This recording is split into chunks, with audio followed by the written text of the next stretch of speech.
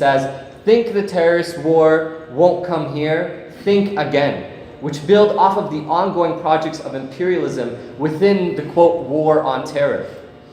The legacy of Orientalist media continues to inform the coverage of Zionist attacks, which make headlines. In these frameworks, what is remembered is the allegations, not their baselessness.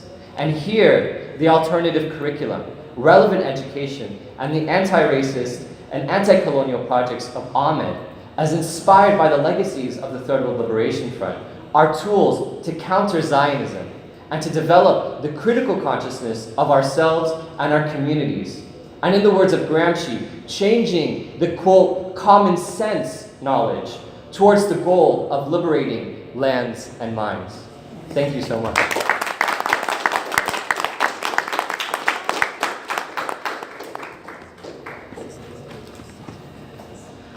Thank you, everybody, for your presentations.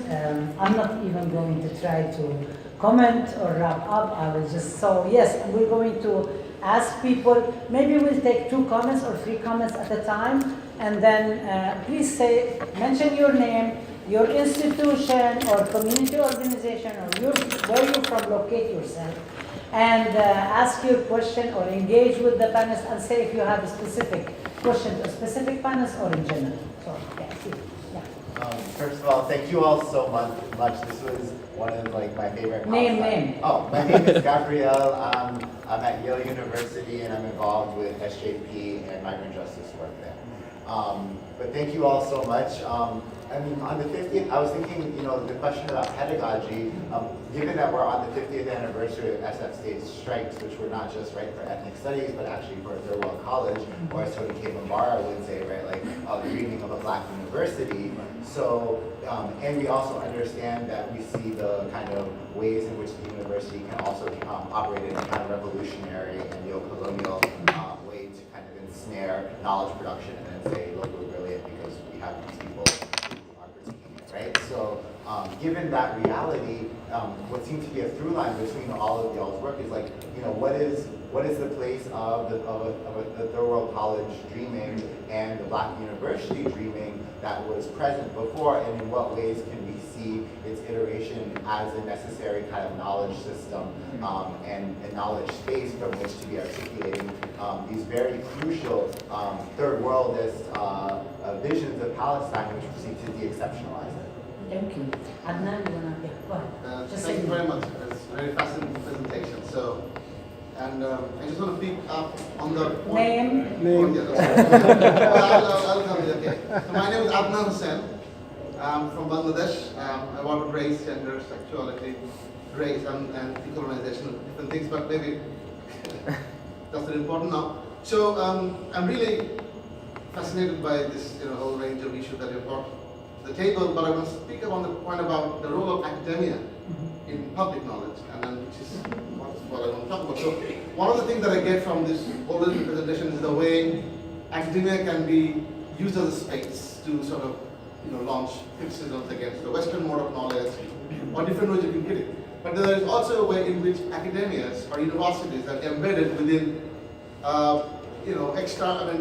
structures of imperial power. In other words, we're thinking about university as a space within which, so internal, but there's also the external issue. In other words, the extent to which knowledge produced within American universities contribute to, paradoxically, even if the knowledge is critical or positional, to the expansion of the American empire. Yeah. And then that is a paradox. So one of you mentioned about how empire also creates space. Actually, it doesn't. What it does is create a sort of consign people who are critical to a cosmetic oppositional space, so from where they can continue to critique while the empire can continue to expand its expansion and go and plunder.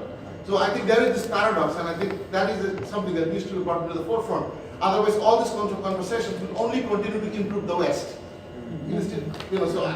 But of course there are other ways to engage it, but that was one of the things I wanted to bring to the table. So in terms of challenging empire, imperial expansion, colonialism, it should not be only about the space within, but also the spaces where we are embedded as public universities or universities, We will take one more. Yes, please. My name is Bethany Mullings from Queen's University, Canada. Been a long time. Yeah.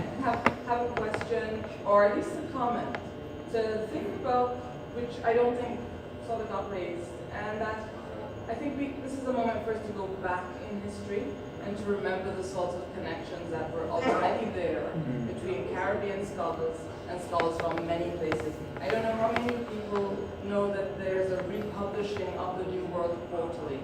And that republication is an amazing moment for learning also because of the people who published in it. And they weren't just Caribbean scholars, they were scholars from just about you name it. And every colonial and anti-colonial struggle was represented in those pages. I think what we've done is we've lost that type of space. And I'd like to, just invite conversation to how do we get that back. I have just one other little thing in that at my university we are beginning to spend a lot of time acknowledging the lands we're on. It's become a practice we're trying to find and embed it in the cultural practice of the university. My sense is that some of that is actually also happening in the Caribbean, even if it's not expressed in the same way, in terms of recognizing that Caribbean spaces didn't just lose their indigenous peoples too, that they're actually embedded in the people themselves. Yes. And so some of the work with Sylvia Winter, other recent scholars really beginning to push this idea, but when we think about indigeneity, it includes all the people who have embodied and embraced and become part of us. Thank you. So we will take these 3 questions and then we will move on and then we can continue the conversations later on. So I want to see who would like to start. Anybody? You want to start, Mamyrah? Go ahead. Sure. Yeah. I'm not going to take on all the questions, but I do. Can you repeat your name again from Queens? Beverly Mullins. I do appreciate what you mentioned. Actually, on a different panel, I spent some time trying to trace exactly that genealogy. Right? So as Rabab did in the beginning, this is anniversary of this, of that, right? To look through history of what this 2018 represents for us, and what we're able to sort of look back in history and see how people were always connected and continue to be connected, right? And how in the project of the rise of empire and trying to undo that very much, and people retreating into deep nationalisms that then prevented this work from continuing. And I think it's we're at this right moment to do that work again, particularly with I marked it. I want to see who's talking to whom, right? So thank you for that. And so I don't think we should lose that history, certainly not. And I don't think that, even though we didn't talk about it here, that we ignore it at all. And I'm going to stop there. I want to talk to you about this idea of the third world college. I don't necessarily have an answer to unpack it right now, but I thought that was very interesting to bring up. Yeah. And for you, sir, from Bangladesh, though I am in academia, right, one of the things I talked about in the beginning is the idea of connecting peoples to peoples. So I'm less interested in this. I want a job, but I'm less interested in this idea of sort of doing the tenure track performance in order to get the academic job and get published and sort of amass your own social capital for your, as you said, that's going to allow the West to continue as the project that it is. And I'm more interested in doing this kind of international connections. Each one of us here is connected to grassroots movements. We don't just sit in the ivory tower and have discussions and go to conferences. We do other type of connections with people. And that's the quickest answer I can give about sort of decentering ourselves as academics, but really as people who are also engaged in different conversations with different people to bypass, right, how academia is usurping that space. So I don't know that that's necessarily the only answer, but I think that all of us here are involved with things on the ground, not just coming to these wonderful conferences and these wonderful hotels that are expensive and that don't allow folks right on the ground to come in and talk, right? And I say this, I'm on the council and I'm being critical of this, right? So I just want us to know that, I just want you to know that at least the people figured on this panel here, are not just involved in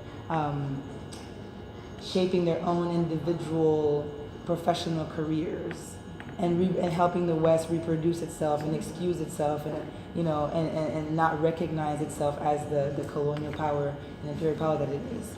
So, yes. I'm sorry, I wouldn't say that. I'll come back on you. Yeah. Sorry, I'm just going to respond. I'm sorry, I didn't catch your name. Gabriel. Gabriel.